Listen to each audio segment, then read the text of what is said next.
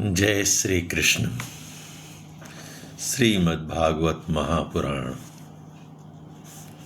प्रथम खंड द्वितीय स्कंद पहला अध्याय। ध्यान विधि और भगवान के विराट स्वरूप का वर्णन। ओम नमो भगवते वासुदेवाय। जय श्री कृष्ण। सुखदेव जी बोले, परीक्षित, तुम्हारा लोक हित के लिए किया हुआ यह प्रश्न बहुत ही उत्तम है। मनुष्यों के लिए जितनी भी बातें सुनने, स्मरण करने या कीर्तन करने की हैं, उन सब में यह श्रेष्ठ है। आत्मज्ञानी महापुरुष ऐसे प्रश्न का बड़ा आदर करते हैं।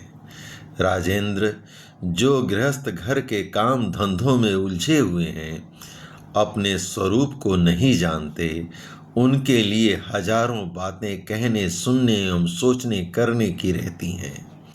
उनकी सारी उम्र यूं ही बीत जाती है।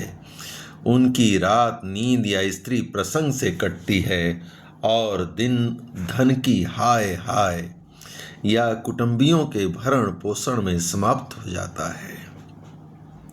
संसार में जिन्हें अपना अत्यंत घनिष्ठ संबंधी कहा जाता है, वे शरीर, पुत्र, स्त्री आदि कुछ नहीं है, असत है।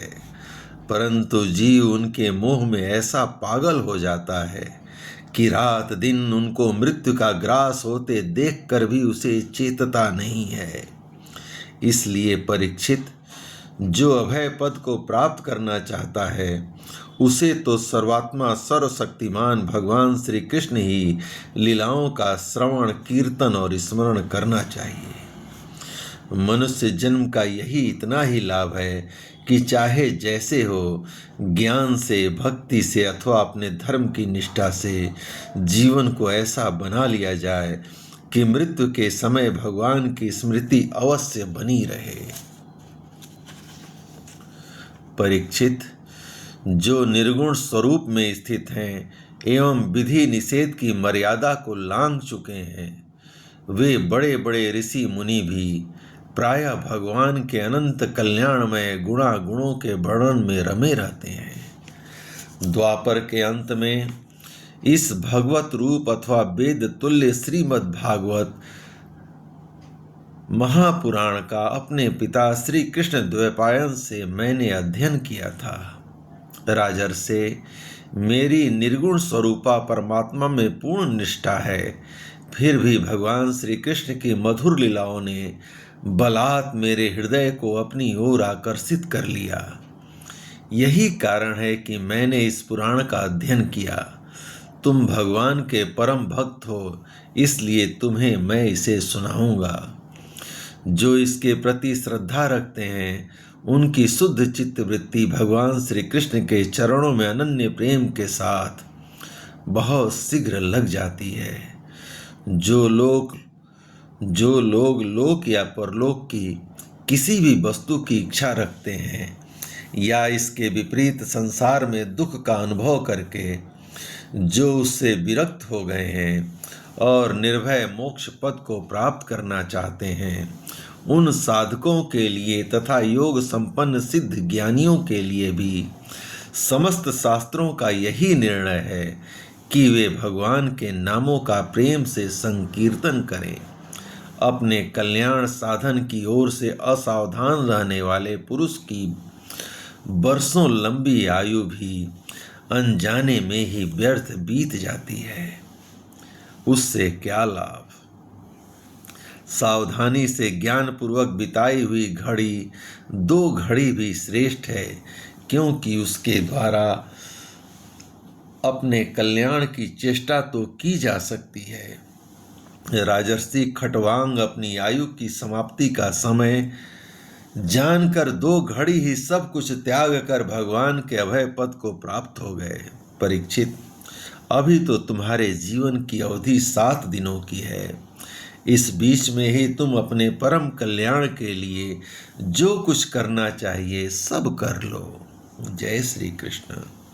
मृत्यु का समय आने पर मनुष्य घबराए नहीं, उसे चाहिए कि वह वैराग्य के शस्त्र से शरीर और उससे संबंध रखने वालों के प्रति ममता को काट डाले। धैर्य के साथ घर से निकलकर पवित्र तीर्थ के जल में स्नान करे और पवित्र तथा एकांत स्थान में विधि पूर्वक आसन लगाकर बैठ जाए। तत्पश्चात परम पवित्र अ उ अम ओम इन 3 मात्राओं से युक्त प्रणव का मन ही मन जप करे। अ उ म ओम। प्राण वायु को बस में करके मन का दमन करें और एक क्षण के लिए भी प्रणव को न भूलें। बुद्धि की सहायता से मन के द्वारा इंद्रियों को उनके विषयों से हटा लें और कर्म की वासनाओं से चंचल हुए मन को विचार के द्वारा रोक कर भगवान के मंगलमय रूप में लगाएं। स्थिर चित्त से भगवान के श्री विग्रह में से किसी एक अंग का ध्यान करें।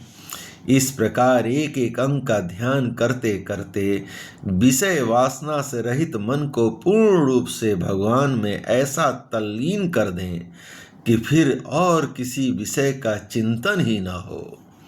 वही भगवान विष्णु का परम पद है, जिसे प्राप्त करके मन भगवत प्रेम रूप आनंद से भर जाता है। यदि भगवान का ध्यान करते समय मन रजोगुण से विक्षिप्त या तमोगुण से मूढ़ हो जाए तो घबराएं नहीं। धैर्य के साथ योग धारणा के द्वारा उसे बस में करना चाहिए, क्योंकि धारणा उक्त दोनों गुणों के दोषों को मिटा देती है। धारणा स्थिर हो जाने पर ध्यान में जब योगी अपने परम मंगलमय भगवान को देखता है तब उसे तुरंत ही भक्ति योग की प्राप्ति हो जाती है। परीक्षित ने पूछा, ब्रह्मन, धारणा किस साधन से किस वस्तु में किस प्रकार की जाती है और उसका क्या स्वरूप माना गया है जो शीघ्र ही मनुष्य के मन का मैल मिटा देती है? श्री सुखदेव जी ने कहा, परीक्षित, आसन, श्वास, आसक्ति और इंद्रियों पर विजय प्राप्त करके फिर बुद्धि के द्वारा मन को भगवान के स्थूल रूप में लगाना चाहिए। यह कार्य रूप संपूर्ण विश्व जो कुछ कभी था, है या होगा, सब का सब जिसमें दिख पड़ता है वही भगवान का स्थूल से स्थूल और विराट शरीर है। जल, अग्नि, वायु, आकाश, अहंकार, महत तत्व और प्रकृति, इन 7 आवरणों से घिरे हुए इस ब्रह्मांड शरीर में जो विराट पुरुष भगवान हैं, वे ही धारणा के आश्रय हैं। उन्हीं की धारणा की जाती है। तत्वज्ञ पुरुष उनका इस प्रकार वर्णन करते हैं, पाताल विराट पुरुष के तलवे हैं, उनकी एड़ियां और पंजे रसातल हैं, दोनों गुल्फ एड़ी के ऊपर की गांठें महातल हैं, उनके पैर के पिंडे तलातल हैं। विश्व मूर्ति भगवान के दोनों घुटने सूतल हैं, जांघें बीतल और अतल हैं, पेड़ू भूतल हैं और परीक्षित, उनके नाभि रूप सरोवर को ही आकाश कहते हैं। आदि पुरुष परमात्मा की छाती को स्वर्गलोक, गले को महरलोक, मुख को जनलोक, ललाट को तपोलोक कहते हैं।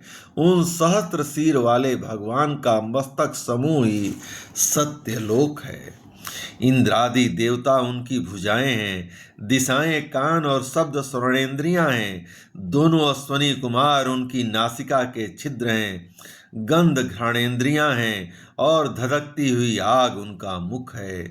भगवान विष्णु के नेत्र अंतरिक्ष हैं, उनमें देखने की शक्ति सूर्य है, दोनों पलकें रात और दिन हैं, उनका भ्रू विलास ब्रह्मलोक है, तालु जल है और जिह्वा रस। वेदों को भगवान का ब्रह्मरंध्र कहते हैं और यम को दाढ़ें, सब प्रकार के स्नेह दांत हैं और उनकी जगन मोहिनी माया को ही उनकी मुस्कान कहते हैं। यह अनंत सृष्टि उसी माया का कटाक्ष विक्षेप है। लज्जा ऊपर के होंठ और लोभ नीचे का होंठ है, धर्म स्तन और अधर्म पीठ है, प्रजापति उनके मुतेंद्री हैं, मित्र वरुण अंडकोश हैं, समुद्र कोख है और बड़े बड़े पर्वत उनकी हड्डियां हैं। राजन, विश्व मूर्ति विराट पुरुष की नाड़ियां नदियां हैं, वृक्ष रोम हैं, परम परम प्रबल वायु श्वास है, काल उनकी चाल है और गुणों का चक्कर चलाते रहना ही उनका कर्म है। परीक्षित, बादलों को उनके केस मानते हैं, संध्या उन अनंत का वस्त्र है। महात्माओं ने अव्यक्त मूल प्रकृति को ही उनका हृदय बताया है और सब विकारों का खजाना उनका मन चंद्रमा कहा गया है। महत तत्व को सर्वात्मा भगवान का चित्त कहते हैं और रुद्र उनके अहंकार कहे गए हैं। घोड़े, खच्चर, ऊंट और हाथी उनके नख हैं। वन में रहने वाले सारे मृग और पशु उनके कटी प्रदेश में स्थित हैं। तरह तरह के पक्षी उनके अद्भुत रचना कौशल हैं। स्वयंभू मनु उनकी बुद्धि हैं और मनु की संतान मनुष्य उनके निवास स्थान हैं। गंधर्व, विद्याधर, चारण और अप्सराएं उनके षडज आदि स्वरों की स्मृति हैं। दैत्य उनके वीर हैं। ब्राह्मण मुख, क्षत्रिय भुजाएं, वैश्य जंघाएं और शूद्र उन विराट पुरुष के चरण हैं। विविध देवताओं के नाम से जो बड़े बड़े द्रव्यमय यज्ञ किए जाते हैं वे उनके कर्म हैं। परीक्षित, विराट भगवान के स्थूल शरीर का यही स्वरूप है जो मैंने तुम्हें सुना दिया। इसी में मुमुक्षु पुरुष बुद्धि के द्वारा मन को स्थिर करते हैं, क्योंकि इससे भिन्न और कोई वस्तु नहीं है। जैसे स्वप्न देखने वाला स्वप्न अवस्था में अपने आप को ही विविध पदार्थों के रूप में देखता है, वैसे ही सबकी बुद्धि वृत्तियों के द्वारा सब कुछ अनुभव करने वाला सर्वांतर्यामी परमात्मा भी एक ही है।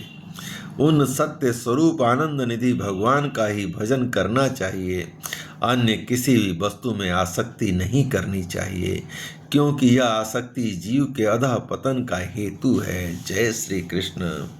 इस प्रकार भगवान श्री कृष्ण की कृपा से श्रीमद् भागवत पुराण का प्रथम खंड द्वितीय स्कंद का प्रथम अध्याय संपूर्ण हुआ। जय श्री कृष्ण।